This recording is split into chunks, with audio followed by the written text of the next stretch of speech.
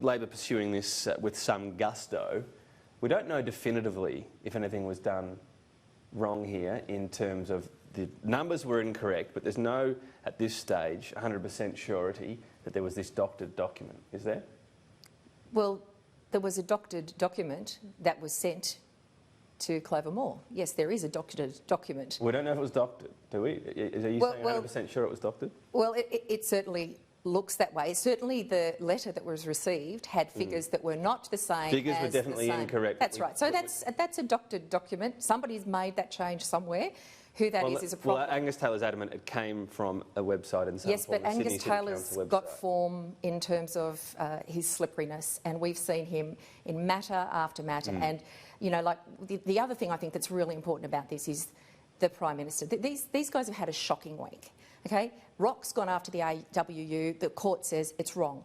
They said Pauline was with us and she should have stuck with us to the end. She shouldn't have an independent mind. She chose to make her own decision, and they're I don't know if they've said independent mind. They're poo-pooing her as well. This matter, they're not happy about having their ministers challenged in any way, that scrutiny shouldn't be applied.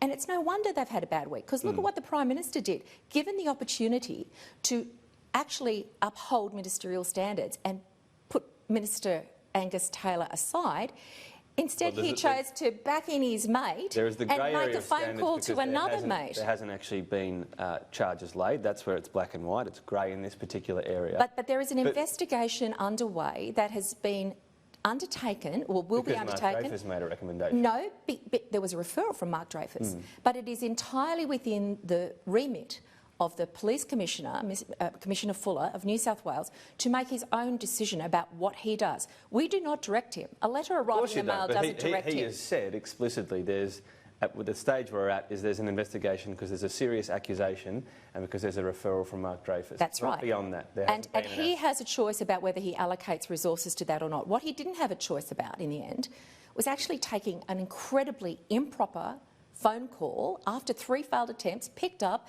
and at the other end of the phone is his mate who supposedly took bins out with him in the Sutherland Shire, saying, mate, tell me what's going on. Now that is not... Words in that phone call, well, that's what Australians see when the Prime Minister rings his mate from the Shire to ask a question about what's going on with an investigation into a Minister of the Crown.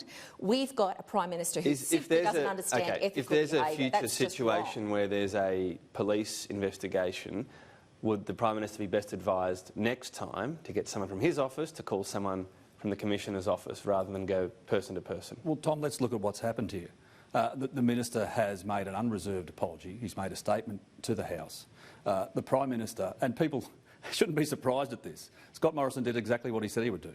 He said 4 times in the Parliament that is what he would do. Just because you say you're going to do it doesn't mean it's the right thing to do. Which he did. And my understanding is that the discussion was around how the investigation was instigated.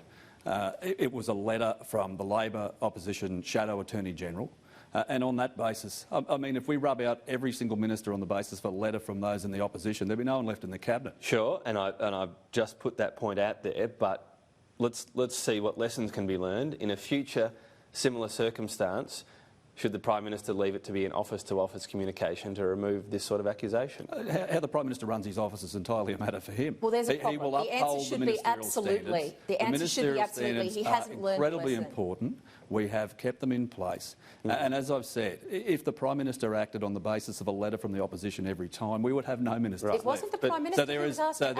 It was the investigation being undertaken. The claim that Labor's making this week would go away about the phone call if he didn't make it. Exactly. Well, I mean, easy to do. Easy to. Mr Albanese can huff and puff as much as he likes, but he won't blow our house down.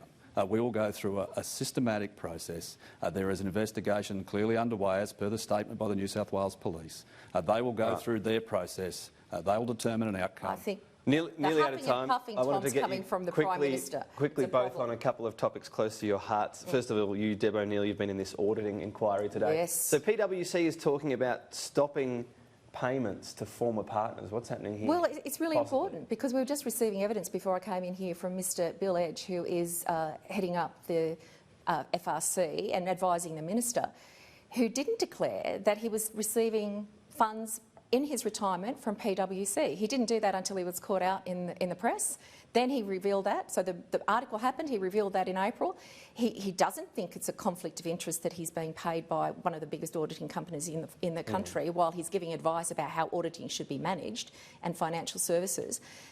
He doesn't see the conflict of interest, but very interestingly, an article's just come out to say PwC is saying, we think there's a conflict of interest, and this is what the whole of the auditing really is hanging on. Well, conflict of interest is a very big problem and it needs addressing. We'll keep an eye on it. And just briefly, if I can, Paradise Dam, what's the development here today, Keith Pitt? Because this is the one the government's reducing the capacity of, and maybe other things could be happening now. Well, let's be clear, it's the state Labor government. Minister Lynham's made an announcement today, and my understanding is that he's finally released some documents. We've been calling for transparency here for weeks, and we now see that they're looking at options including completely decommissioning the dam.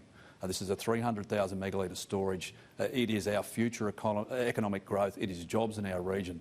There is nothing more important in my local area than that. We've been trying to get the Minister on. We'll keep trying to do that. Keith Pitt, Thank you very much. Thanks.